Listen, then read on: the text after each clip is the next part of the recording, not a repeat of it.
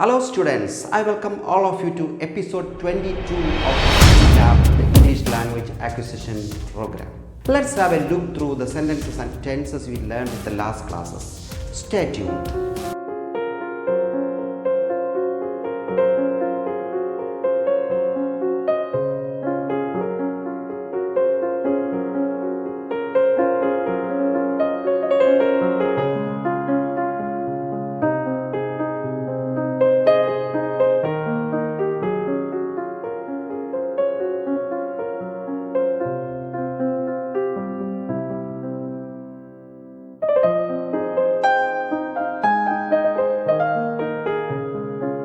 And now, a new tense is going to be introduced, past perfect continuous tense.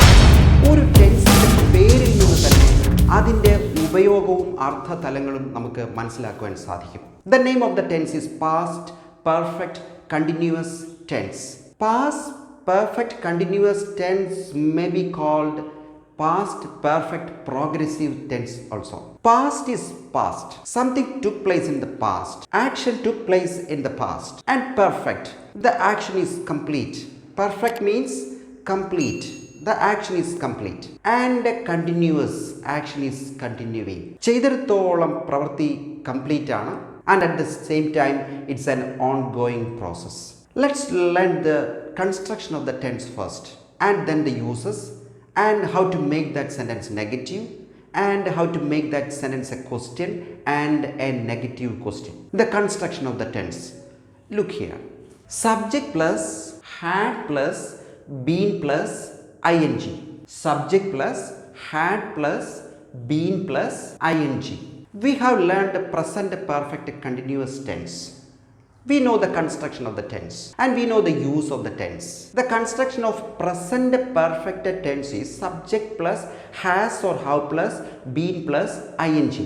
An action started in the past and at the time of speaking the action is continuing. അതാണ് present perfect continuous tense. നമ്മളത് പഠിച്ചു കഴിഞ്ഞു. പാസ്റ്റിൽ ഒരു action തുടങ്ങി പറയുന്ന സമയത്തും തുടരുന്നു. That is present perfect continuous tense. But past perfect continuous tense, the auxiliary verbs used is had. In present perfect tense, the auxiliary verbs used has or have. But in past perfect tense, instead of has and have, had is used. And it's a continuous tense. Form of the verb is ing or a present participle. All the actions are completed in the past. Then let's go to the uses. The use of the past perfect tense is to express an action started in the past and continued up until another action in the past. Past perfect ടെൻസിൽ express ചെയ്യുന്ന എല്ലാ സെൻറ്റൻസും completely in the past. പ്രസൻറ്റിൽ അതിന് യാതൊരു ബന്ധവുമില്ല. എല്ലാ ആക്ഷൻസും പാസ്റ്റിൽ പൂർത്തിയായി. Everything happened in the past. ഇപ്പോൾ അതിൻ്റെ യാതൊന്നും അവശേഷിക്കുന്നില്ല. ഇത് പാസ്റ്റ് പെർഫെക്റ്റ് കണ്ടിന്യൂസ് ടെൻസ് ആണ്. കണ്ടിന്യൂസ് ആയപ്പോൾ അവിടെ ഒരു ഓൺഗോയിങ് ആക്ഷൻ നമുക്ക് പ്രതീക്ഷിക്കാം. ഒരു പ്രവർത്തനം നടക്കുന്നതിന് മുൻപ് തന്നെ ആരംഭിച്ച ഒരു പ്രവൃത്തി അത് തുടർന്നുകൊണ്ടേയിരുന്നു. There was a specific time and there was an end of the first action. ആദ്യത്തെ പ്രവർത്തനത്തിന് ഒരു വിരാമമുണ്ടായി രണ്ടാമത്തെ പ്രവർത്തനം ആരംഭിച്ചപ്പോൾ. ഇത് എക്സാമ്പിൾസിലൂടെ നമുക്ക് മനസ്സിലാകും. I shall try to express the meaning or the use of the tense with the help of a timeline. Look here. This is an action. Started reading in the morning. എപ്പോഴാണ് ഈ പ്രവർത്തനം ആരംഭിച്ചത്? ഞാൻ റീഡിംഗ് എന്ന് പറയുന്ന പ്രവർത്തനം ഞാൻ ആരംഭിച്ചു ഇൻ ദ മോർണിംഗ്. ആ പ്രവർത്തനം തുടർന്നുകൊണ്ടേയിരുന്നു. എപ്പോൾ വരെയാണ്? When the class started. ഞാൻ രാവിലെ ആരംഭിച്ച പുസ്തകം വായന ഒരു കണ്ടിന്യൂയിങ് പ്രോസസ് ആയിരുന്നു. അത് തുടർന്നുകൊണ്ടേയിരുന്നു ക്ലാസ് ആരംഭിക്കുന്നത് വരെ. This action was A continuing process and ongoing process. Reading is a continuing process. But the action reading ended when the class started. Class എല്ലാം അവസാനിച്ചു. ഇപ്പോൾ അതിൻ്റെ ട്രേസസ് ഒന്നും അവശേഷിക്കുന്നില്ല. Everything was in the past. എല്ലാം പാസ്റ്റിലായിരുന്നു. ആ റീഡിംഗ് എന്ന് പറയുന്ന പ്രവർത്തനം ആരംഭിച്ചതും അത് തുടർന്നതും അത് അവസാനിച്ചതും എല്ലാം പാസ്റ്റിലാണ്. ഇപ്പോൾ അതിൻ്റെ ട്രേസസ് ഒന്നും അവശേഷിക്കുന്നില്ല. പിന്നീട് എനിക്ക് സംഭവിച്ച കാര്യം വിശദീകരിക്കേണ്ടി വരുമ്പോൾ ആദ്യം നടന്ന പ്രവർത്തനം ഒരു തുടർ പ്രവർത്തനമായിരുന്നുവെങ്കിൽ അത് പാസ്റ്റ് പെർഫെക്റ്റ് കണ്ടിന്യൂസ് ടെൻസിൽ എനിക്ക് എക്സ്പ്രസ് ചെയ്യാൻ സാധിക്കും. The action of reading is a continuous process that started in the morning. Class ആരംഭിക്കുന്നത് വരെ അത് തുടർന്നുകൊണ്ടിരുന്നു. This process can be expressed in past perfect continuous tense. Past perfect continuous tense. This action completed or ended or stopped when the class started. I started reading in the past and the class started in the past. And the first action was a continuing action.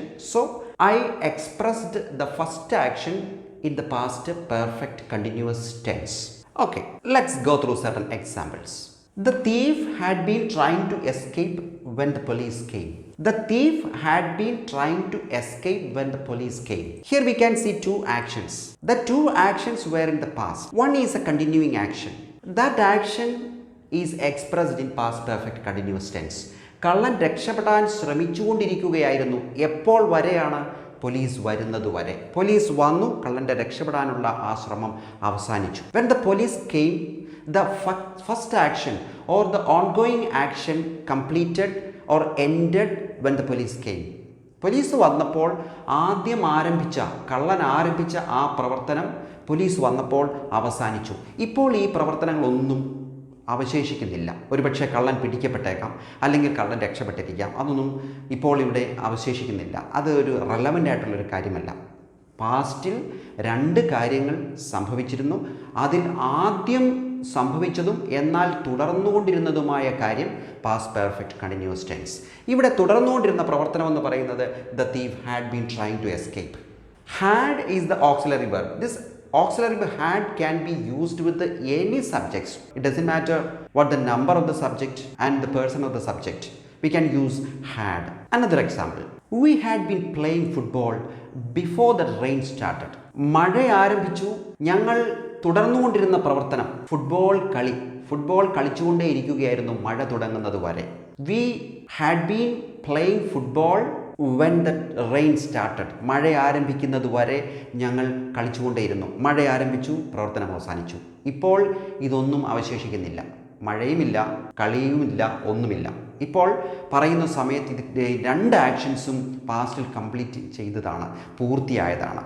That action was expressed in past perfect continuous tense.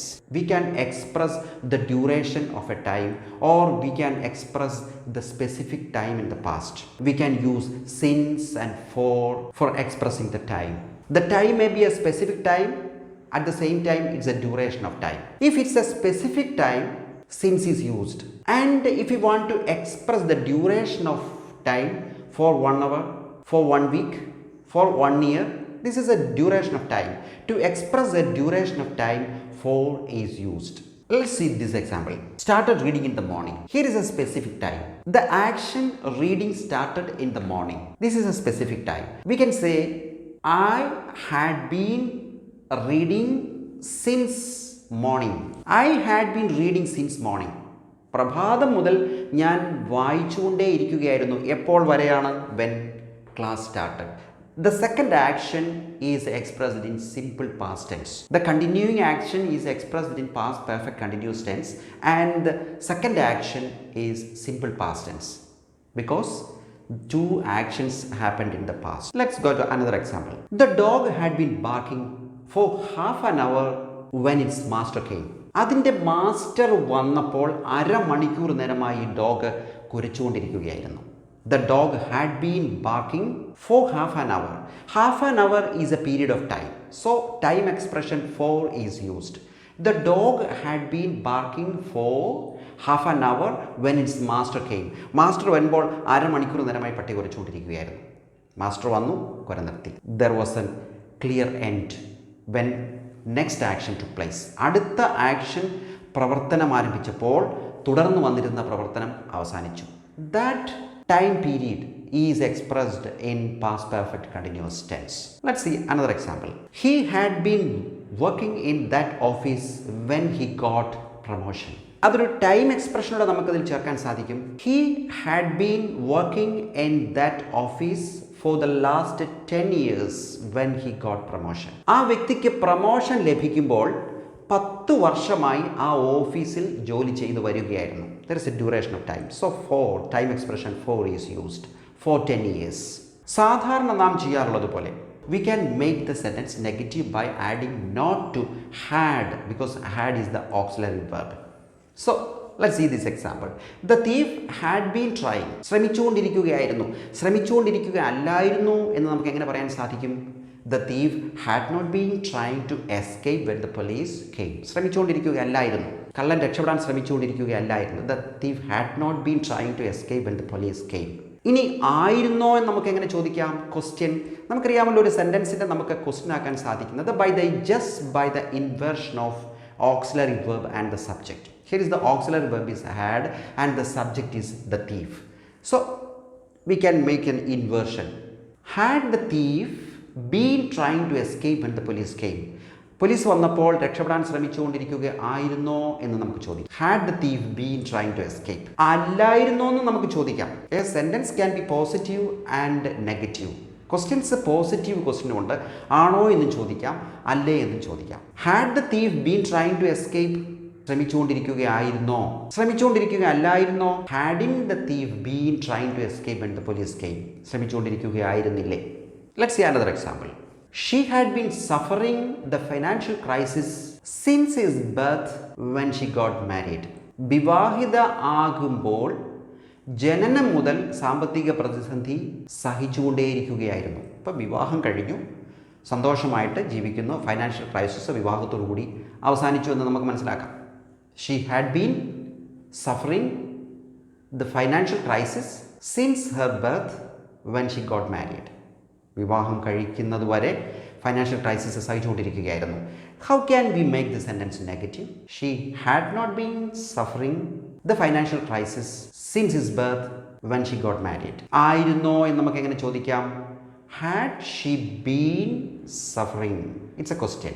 Had she been suffering? How can we make it a negative question? Hadn't she been suffering the financial crisis? Hadn't she been suffering? I believe that all of you learned past perfect tense well. And we will meet again with another tense in the next episode. Till then, goodbye.